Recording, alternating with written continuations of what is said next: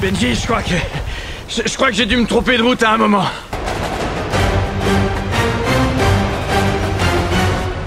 La production de Mission Impossible d'Idri Koning commence dans un climat mondialement chaotique, la pandémie de Covid-19.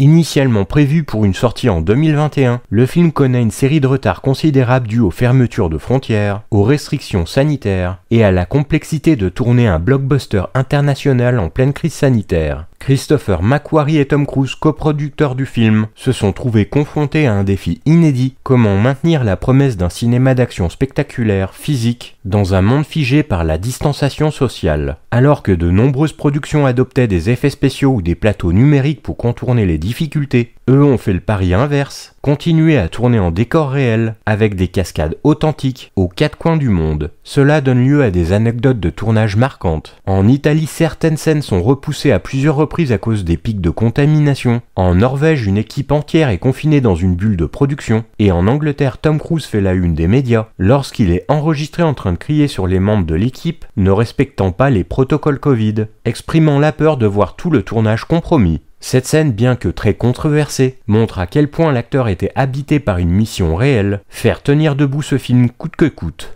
Le résultat de cette période houleuse est un film qui porte la marque d'un monde en mutation, où la sécurité, le contrôle et la technologie sont devenus à la fois des outils de survie et des menaces potentielles. Ce n'est pas un hasard si l'antagoniste principal du film est une intelligence artificielle, entité invisible, omniprésente, dont les actions échappent à la compréhension humaine, un reflet à peine voilé de l'imprévisibilité du virus et de ses répercussions planétaires. Vous êtes contrarié. Je le comprends. Pas le moins du monde, Kittredge. Dès les premières minutes, Idri Koning pose le ton. Ce n'est plus une mission parmi tant d'autres, c'est l'ultime course contre une menace abstraite, mouvante et insaisissable. Ce n'est plus une organisation criminelle, ni un dictateur mégalomane, l'ennemi est partout et nulle part. Il s'agit de l'entité, une intelligence artificielle devenue consciente, capable de falsifier la réalité, de réécrire le monde à son image et d'effacer la vérité. Plus que jamais, Ethan Hunt semble en guerre contre l'air du temps. La scène d'ouverture dans un sous-marin russe high-tech englouti dans les abysses donne le ton. Tension maximale, paranoïa rampante et déjà une question brûlante. Qui contrôle réellement ce monde? Ce que propose Idri Koning n'est pas juste une nouvelle aventure d'espionnage. C'est une parabole moderne, une critique féroce de notre rapport à l'information, au contrôle et à la technologie. McQuarrie filme un monde en crise identitaire, où même les plus grandes puissances ont peur de ce qu'elles ont créé. Et dans cette tempête numérique, Ethan Hunt devient presque une figure anachronique, un homme qui croit encore au libre arbitre, dans un monde qui ne jure que par les algorithmes. Cette conversation est déjà en soi de la haute trahison. Bref, on peut dire que ça va comme un lundi. Si la saga Mission Impossible est célèbre, c'est en grande partie grâce à ses cascades insensées, et ce volet ne déçoit pas. Tom Cruise, fidèle à sa réputation de cascadeur kamikaze, livre ici quelques-unes de ses prouesses les plus invraisemblables. Le saut en moto depuis une falaise norvégienne, capté en un seul plan aérien, restera probablement dans les annales du cinéma d'action. Mais contrairement à beaucoup de blockbusters modernes, chaque scène d'action ici est au service de la narration.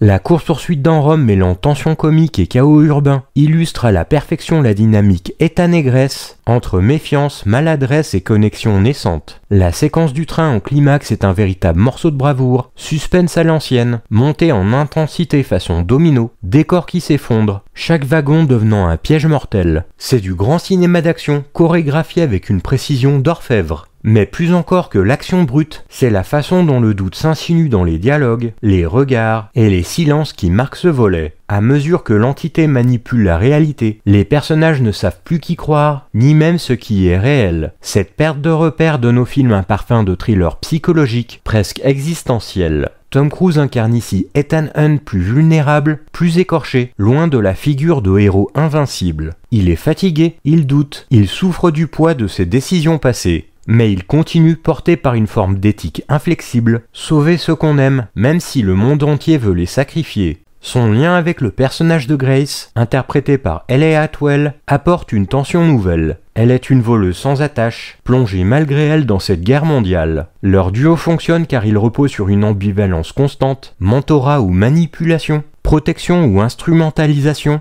C'est peut-être l'histoire d'un passage de témoin, ou peut-être celle d'une trahison en suspens. Le personnage de Grace dans Mission Impossible d'Idri Conning représente une figure de transition et de découverte, à la croisée des chemins entre l'ombre et l'engagement. Interprétée par Hayley Atwell avec une énergie vive et nuancée, elle incarne une voleuse talentueuse, habituée à opérer seule, dont le monde bascule lorsqu'elle est confrontée à des enjeux bien plus grands que ses habituelles opérations criminelles. Ce qui rend son personnage intéressant, c'est son ambivalence constante. Elle oscille entre instinct de survie, méfiance envers les institutions et une curiosité grandissante pour les idéaux portés par Ethan Hunt et l'agence Mission Impossible. Sur le plan psychologique, Grace est d'abord guidée par la peur, le doute et l'ironie défensive, masquant une vulnérabilité réelle. Son évolution est marquée par un lent abandon de ses automatismes de fuite et une ouverture progressive à la confiance, notamment grâce à la patience et à la persévérance d'Ethan. Contrairement aux membres de l'IMF qui ont choisi cette voie consciemment, Grace est jetée dans cet univers sans préparation, ce qui permet au spectateur de redécouvrir à travers ses yeux la tension et le poids moral des missions. Laissez-moi une chance.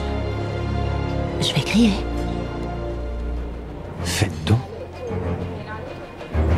En résumé, Grace est une figure de héros en devenir, humaine, imparfaite mais profondément marquante, car elle incarne la possibilité de rédemption et de choix, dans un monde de manipulation et de trahison. Son parcours laisse présager un rôle encore plus important dans la suite, où son engagement sera mis à l'épreuve. Le retour des habitués, Benji toujours interprété par Simon Pegg, Luther interprété par Vigrams, et Ilsa jouée par Rebecca Ferguson, offre des repères émotionnels puissants. Et pourtant ce film n'hésite pas à bousculer les certitudes, à briser des dynamiques bien installées. Sans spoiler, certaines décisions narratives osées surprendront les fans, notamment en ce qui concerne Ilsa Faust. Face à eux, Gabriel, interprété par S.M. Morales, incarne une menace d'un autre genre, froide, méthodique et presque mystique. Il ne cherche pas le pouvoir, il cherche à libérer le chaos. Il croit à une vérité supérieure, celle dictée par l'entité. Il est le prophète d'un monde post-humain.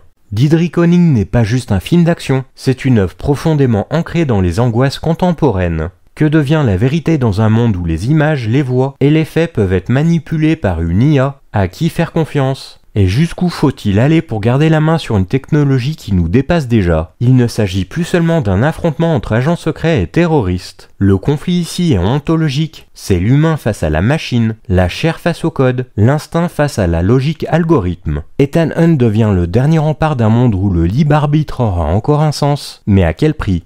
Il n'y a pas de honte à gagner malhonnêtement sa vie. Vous n'avez aucune idée de ce que vous avez volé.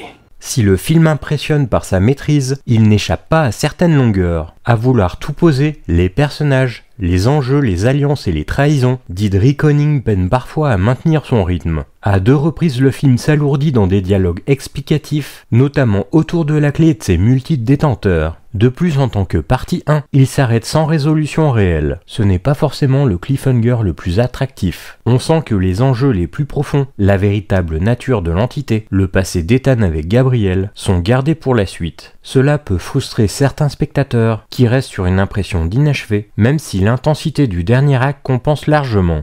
Dans Mission Impossible d'Idri Conning, une scène mémorable se déroule à Rome, où Ethan Hunt et Grace sont à bord d'une Fiat 500 jaune poussin en pleine poursuite. Cette scène est d'autant plus épique qu'elle contraste fortement avec la petite taille et l'agilité de la Fiat 500 et la puissance du véhicule poursuivant, un véhicule d'intervention massif et robuste. Le véhicule qui poursuit le duo est bien plus imposant et conçu pour écraser tout sur son passage, tandis que la Fiat 500 petite et agile utilise les ruelles étroites de Rome pour se faufiler et éviter de justesse les obstacles. La poursuite se transforme en une véritable course de chat et de souris, et la Fiat 500 réussit à se faufiler à toute vitesse, à tourner à l'angle d'une rue, ou à dévaler une ruelle étroite où le gros véhicule a du mal à passer. C'est dans ce contraste entre la puissance du gros véhicule et l'agilité de la Fiat 500 que la scène trouve son charme, avec quelques petites touches d'humour, notamment quand Grace reprend le volant et qu'elle perd le contrôle du véhicule en tournant en rond, sous les yeux écarquillés de leur poursuivante Paris. Les manœuvres spectaculaires de la Fiat 500, l'intensité de la poursuite et la tension croissante rendent cette scène à la fois palpitante et surprenante. C'est bon?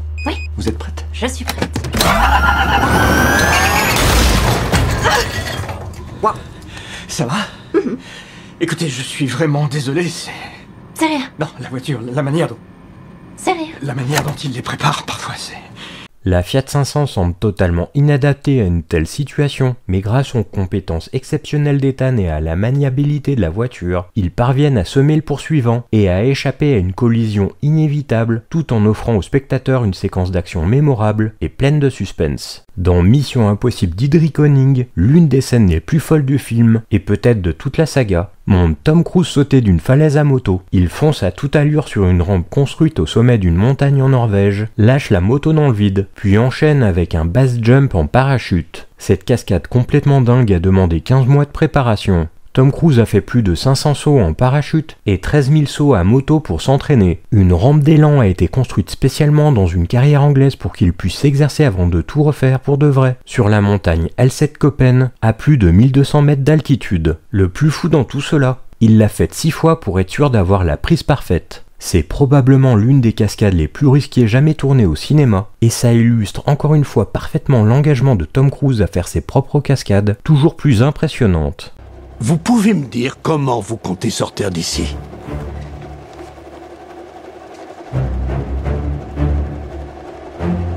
Évidemment.